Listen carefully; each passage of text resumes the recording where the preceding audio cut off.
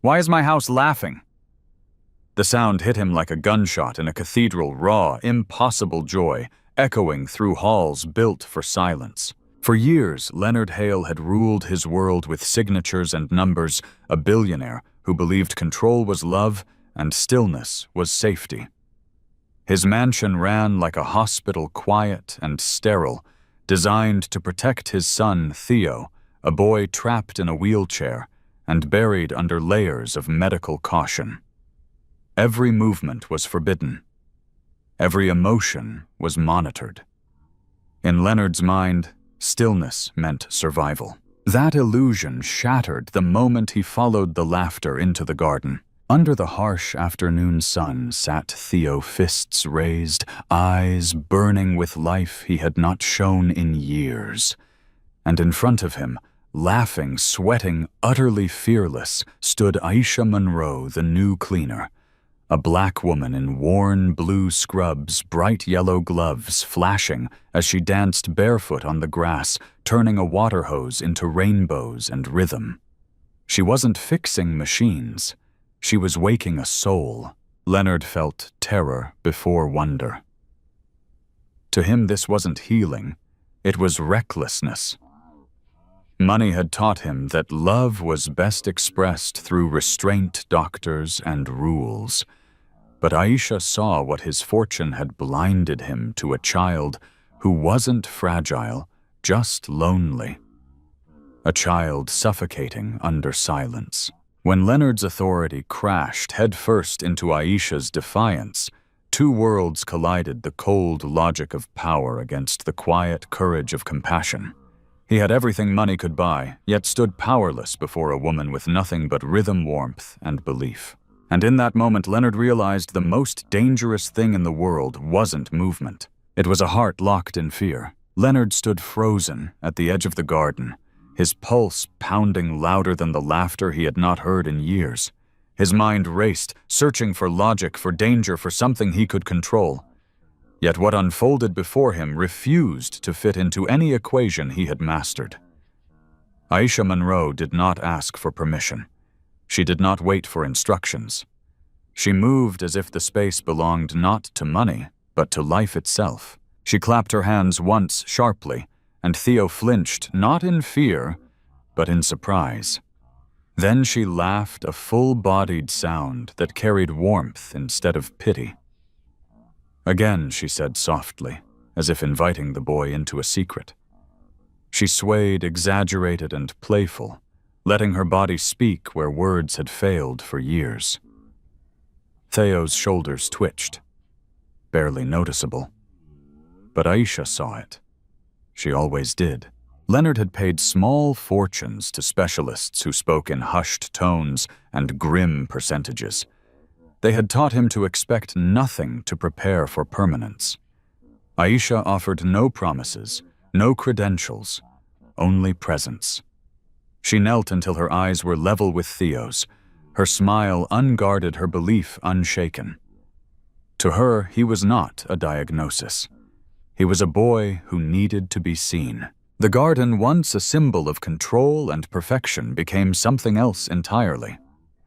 The grass bent under Aisha's feet, water droplets scattered light into fragile rainbows, and Theo's breath grew uneven, not from pain, but from effort. From trying. Leonard felt something unfamiliar rise in his chest. Not fear, but shame. Shame for every moment he had chosen, had silence over connection, safety over joy. Aisha was dismantling the rules of his world without touching a single wall. She did not fight authority. She ignored it. And that, Leonard realized, was far more dangerous. Because for the first time since the accident, Theo was not waiting to be saved. He was reaching forward toward laughter, toward rhythm, toward life itself. The illusion of harmony shattered, the instant authority found its voice. Leonard stepped forward, his shadow cutting across the garden like a sudden eclipse. The laughter died mid-breath. Theo's hands dropped, his body folding back into the familiar posture of defense, as if joy itself had been a mistake. Years of conditioning returned in a heartbeat. Silence reclaimed its throne. "This ends now," Leonard said, his voice sharp, controlled, final. To him, what he had witnessed was not progress, it was negligence. The sun, the movement, the excitement, all threats wrapped in the disguise of happiness. Medicine had taught him fear in precise language, collapsed lungs, damaged nerves, irreversible setbacks. He trusted charts more than smiles, diagnoses more than instinct. And standing before him was a woman with no degrees, no permission, daring to rewrite everything he had paid to believe. But Aisha Monroe did not retreat. She straightened slowly, removing one yellow glove, as if peeling away restraint itself. Her hands trembled not with fear, but with restraint. "He didn't stop breathing," she said calmly. "He started living." The words landed like a slap, quiet, but impossible to ignore. Leonard recoiled as if struck. Living. The word felt reckless, dangerous. He had spent years protecting Theo from pain, from disappointment, from false hope. Yet in doing so, he had also protected himself from guilt, from grief, from the possibility that he might have been wrong. The doctors had warned him movement could break his son. Aisha was showing him something worse. Stillness was already killing him. Theo looked between them, confusion tightening his small chest. His eyes searched Aisha's face, clinging to it like a lifeline. That single glance exposed the truth Leonard had avoided for years. His son trusted her more than the world built to save him. Science demanded obedience. Aisha demanded connection. And in that fragile space between them, between white coats and bare feet, between fear and faith, Leonard felt his certainty crack. Not because the medicine failed, but because it had never asked the most important question. What if healing didn't begin with the body, but with the soul? Leonard's anger rose not as a roar, but as something colder, more dangerous. It was the anger of a man whose world was slipping beyond his control. He took another step forward, placing himself between Aisha Monroe and his son, as if shielding Theo from an invisible fire. "You are here to clean," he said, each word clipped and sharp, "not to experiment on my child." The sentence sliced through the air. It reduced her laughter, her courage, her humanity into a job title. For a brief second, Aisha felt the weight of every door that had ever been closed in her face. But she did not bow. She looked past Leonard to Theo, whose eyes were now wet wide, terrified of losing the only warmth he had felt in years. "I'm not experimenting," Aisha replied quietly. "I'm listening," Leonard scoffed. Listening was not something money trusted. He trusted contracts, credentials, and men in white coats who spoke in absolutes. He trusted systems that promised safety, even if they stole joy in return. What he could not trust was a woman who dared to touch his son's life without permission. Theo's fingers trembled against the armrest of his wheelchair. His mouth opened, struggling to shape a sound that had been locked inside him for months. A single broken syllable escaped, fragile, desperate. "No." The word shattered the moment. Leonard froze. His breath caught painfully in his throat. Theo had not spoken in months. That single sound carried more weight than every medical report stacked in Leonard's office. It was not fear that gave Theo a voice. It was loss. The terror of watching Aisha disappear. Aisha's eyes filled with tears she refused to let fall. She crouched slowly, staying within Theo's sight, but out of Leonard's reach. "I'm still here," she whispered. "You're not alone." In that instant, Leonard understood the truth he had fought so hard to deny. This was not defiance. It was connection. And his power, his money, his rules, his authority meant nothing against it. The confrontation was no longer between an employer and a worker. It was between a father who protected his son's body and a woman who had already reached his soul. The sound Theo made was not loud, but it split the world open. Leonard felt it ripple through him, cracking something he had armored for years. His son's voice, raw, uneven, painfully real, had not emerged from obedience or discipline, but from need. from fear of losing the one person who had seen him not as a liability, but as a life still unfolding. "No," Theo whispered again, his small hand lifting trembling, reaching not for his father, but for Aisha Monroe. Leonard's authority collapsed in that gesture. He turned sharply, fury rushing in to fill the panic. "Enough," he said, but the word lacked its former weight. "You are dismissed. Now." He told himself it was for Theo's safety. He told himself this chaos would undo months of careful management. What he did not admit was that Aisha terrified him because she was succeeding where money had failed. Aisha straightened slowly. Her face was calm, but her eyes burned. "You can fire me," she said, voice steady despite the ache in her chest. "You own the house. You own the rules." She paused, then looked directly at Leonard. "But you don't own his spirit." The silence that followed was suffocating. Theo's breathing grew shallow. His lips quivered, his body tightening as if preparing for a familiar collapse. Leonard saw it, the retreat, the closing door, and something inside him recoiled in horror. This was the aftermath he knew too well. The quiet that followed hope. The punishment of disappointment. Aisha moved first. She stepped back, not away, but aside, giving Leonard space, yet refusing to disappear. "Ask him," she said softly. "Not the doctors, not me. Ask him." Leonard knelt before his son, hands shaking despite himself. "Theo," he murmured, forcing gentleness into a voice trained for command. Are you in pain?" Theo shook his head weakly. Tears slid down his cheeks, but his eyes never left Aisha. With immense effort, he lifted his arm again, higher this time, and let it fall once deliberately against the armrest. A movement, not a spasm, not an accident, a choice. Leonard sucked in a sharp breath. The world he had constructed, sterile, controlled, obedient, tilted violently. In its place stood an unbearable truth: his son was not breaking because of movement. He was breaking because of absence. Aisha did not smile. She did not celebrate. She simply placed a hand over her heart, as if steadying herself. "He's fighting," she said. "All he needs is permission."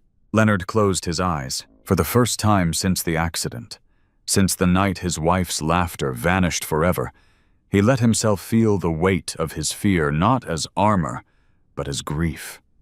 And in that fragile moment, the question was no longer whether Aisha belonged in his house. It was whether he could afford to lose her. Because standing there watching his son choose life with shaking hands, Leonard finally understood. The miracle had already begun, and stopping it would be the greatest mistake of his life. The miracle did not go unnoticed. From the shadowed doorway, Margaret Crown watched in silence, her hands folded neatly against her black uniform. Her lips curved in something that resembled concern. She had served this house for 15 years. She knew its rhythms, its fears, its weaknesses. And what she saw unfolding in the garden was not healing, it was a threat. Margaret hated chaos. She hated laughter that did not ask permission. Most of all, she hated Aisha Monroe. Youth, warmth, that reckless way Theo's eyes followed her, as if she were the sun itself. Margaret had spent years convincing herself that the boy was a lost cause, a fragile object to be managed, not loved. Aisha's presence shattered that lie, and lies once exposed demanded punishment. She stepped forward, her voice soft and syrupy. "Mr. Hale," she said, placing a hand lightly on Leonard's arm, grounding him back in fear. "I warned her to follow protocol. The child needs rest. This excitement, it's dangerous." Her gaze flicked toward Theo, who had gone quiet again, shoulders curling inward. "Look at him. He's overstimulated." Leonard hesitated. Doubt crept back in, insidious and familiar. Margaret leaned closer. "Doctors don't lie," she whispered. "People like her do. They make miracles to distract you while they take advantage." Aisha felt the shift instantly. The air thickened. Theo's fingers tightened around the armrest, his breath turning uneven. "She's afraid," Aisha said calmly, though her heart pounded. "Not of me, of losing control." Margaret's eyes hardened. "Enough," Leonard said, voice uncertain now. "Aisha, maybe you should step away." The words landed like a blade. Theo let out a broken sound, half cry, half plea, and reached for Aisha again. This time he spoke. The word tore out of him rough and desperate. "Don't." The garden froze. Margaret's smile cracked. Leonard stared at his son, stunned. But the damage was done. Doubt had already taken root, fed by Margaret's poison. She straightened, masking her fury. If she could not defeat Aisha with authority, she would use something far more powerful in Leonard's world. Suspicion. That night, while the house slept, Margaret moved quietly through the mansion. She knew where Leonard kept his most prized possession, a gold watch heavy with history and pride. Her fingers did not shake as she lifted it. They did not tremble when she slipped it into Aisha's worn bag, burying it beneath clothes and hope. By morning, the trap would be set. Margaret returned to her room, heart steady, convinced she had restored order. She believed she was protecting the house, protecting the name, protecting Leonard from humiliation. What she did not understand, what she had never understood, was that the real danger was no longer Aisha. It was the truth, and truth once awakened does not go quietly back to sleep. Morning arrived with false clarity. Sunlight poured through the mansion's tall windows, exposing marble floors and polished surfaces, yet leaving the air heavy with unspoken tension. Leonard stood near the entrance as security uniforms filled the space with cold authority. The words theft and procedure echoed louder than reason. When Aisha Monroe appeared, pushing Theo's wheelchair toward the door, her smile faltered at the sight of flashing lights and rigid faces. "What's going on?" she asked softly. Leonard did not answer immediately. His eyes drifted instead to Margaret Crown, who stood just behind him, hands folded, sorrow painted perfectly across her face. "I didn't want to believe it," she murmured. "But we have to be careful. For the child." The search was swift, brutal in its simplicity. A guard opened Aisha's worn bag, clothes, a folded photograph, and then gold. Heavy, unmistakable. Leonard's watch caught the light, gleaming like a verdict already passed. Aisha staggered back as if struck. "That's not mine," she cried. "I swear someone put it there." Her voice cracked, not with guilt, but with disbelief. "Leonard, please, look at me," Theo screamed. The sound tore through the courtyard, raw and animal. His hands slammed against the armrests, his body pitching forward as he tried to place himself between Aisha and the men pulling her away. "No, no, no," he sobbed, the words breaking through barriers his doctors had labeled permanent. Leonard hesitated. For a heartbeat, the garden, the laughter, the raised hand, everything flashed before him. But the watch lay there solid and undeniable. Evidence had weight. Hope did not. "Enough," Leonard said, his voice hollow. "Let her go." Aisha went still. She did not beg again. She did not scream. She only looked at Theo, memorizing his face as if carving it into her soul. "Keep moving," she whispered to him. "Don't let them make you small." Then the gates closed behind her with a sound like a gunshot. Silence rushed in. Theo collapsed inward, his body folding as if the strings holding him upright had been cut. His breathing slowed. His eyes dimmed. The rhythm Aisha had given him faded into nothingness. He turned his face to the wall, retreating to a place Leonard could not reach. Only then did Leonard feel it the cost. The watch felt heavier in his palm than it ever had on his wrist. Gold. History. Proof. And yet it burned like a lie. He had protected his power, his pride, his certainty. And in doing so, he had banished the one person who had taught his son how to reach for life. As night fell, the mansion returned to its familiar quiet. But it was no longer peace, it was morning. The silence did not lift with nightfall, it thickened. Leonard sat alone in his study long after the house had gone dark. the gold watch resting on his desk like an accusation. He had stopped seeing its value years ago, yet now it seemed to pulse with a life of its own, heavy, cold, relentless. Every tick echoed the same question he refused to voice. What have I done? Down the hall, Theo lay turned toward the wall, untouched dinner cooling on the tray beside him. He had not cried. That frightened Leonard more than screams ever could. The boy had simply withdrawn, folding himself back into the stillness Leonard once called safety. The faint tapping of a finger tap. Tap, tap, repeated weakly against the sheet, a ghost of the rhythm Aisha had given him. A prayer, a plea. Sleep abandoned Leonard. Doubt did not. Near dawn, desperation drove him back to the one place that promised certainty, the security system. Screens flickered to life, bathing his tired face in a sterile blue glow. He rewound the footage again and again, searching not for truth, but for comfort, for proof that he had been right. And then he saw it, Margaret Crown, alone in his office, calm, deliberate. She did not search. She did not hesitate. She opened the case, lifted the watch, admired it for one quiet moment, and slid it into her pocket. Before leaving, she paused, turned toward the framed photo of Leonard and Theo, and raised her hand in a small, obscene gesture of triumph. Leonard's breath left him in a broken sound. The room seemed to tilt as the truth landed with brutal clarity.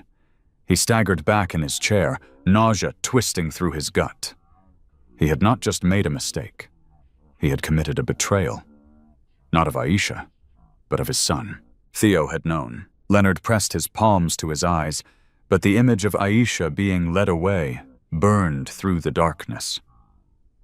Her voice, her steadiness, her final words to Theo. Keep moving.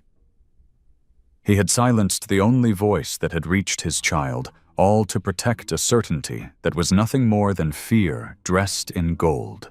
A sound tore from his chest, raw, uncontrolled. Leonard Hale, the man who negotiated empires, broke down alone in the blue light of a screen. He wept for his arrogance, for the years he had hidden behind medicine instead of love, for the woman he had cast out when she was saving his son. He stood abruptly, resolve cutting through the grief like fire. Margaret's lie would not stand, and Aisha, wherever she was, would be found. Because now Leonard understood something terrifying and absolute. If he did not bring her back, Theo would not fight. And this time there would be no miracle left to undo his choice. Leonard did not wait for morning. He drove through the city, as if time itself were chasing him. The polished roads of his world giving way to broken asphalt and dim streetlights. The mansion once his fortress now felt like a prison. He had escaped too late. Every red light was an accusation. Every second without Aisha was a gamble with his son's life. When he finally found her, she was nothing like the image Margaret had painted. Aisha Monroe stood at the edge of a crowded market before dawn, lifting heavy crates with hands still bruised from the day before. No anger in her posture, no bitterness in her eyes. Only exhaustion and dignity. She froze when she saw him. Fear crossed her face first, then distance. "You came to finish it?" she asked quietly. Leonard shook his head. Words failed him. For the first time in his life, power was useless. He stepped forward and did the unthinkable. He bowed his head. "I was wrong," he said, his voice breaking. "I believed gold over truth, silence over my own child." Aisha said nothing. "My son is fading," Leonard continued. "Not because of his body, but because I sent away the one person who taught him how to fight." He swallowed hard. "Please, not for me, for him." Aisha closed her eyes. In that pause lived pain, pride, and love, battling for the same space. At last, she spoke. "I don't come back for money," she said. I come back for children who are seen. Leonard nodded. Then come back as who you truly are. And for the first time since the gates slammed shut, hope dared to breathe again. Sometimes the greatest mistake we make is trusting proof more than people, and fear more than love. Healing does not always come from power money or authority. It often comes from compassion, courage, and those who see worth where others see weakness. When we silence the voices that bring light into our lives, we risk losing what matters most. If this story touched your heart, share your thoughts in the comments. Have you ever doubted someone who was actually trying to save you or someone you love? Don't forget to like, comment, and subscribe to the channel for more stories that remind us what it truly means to be human.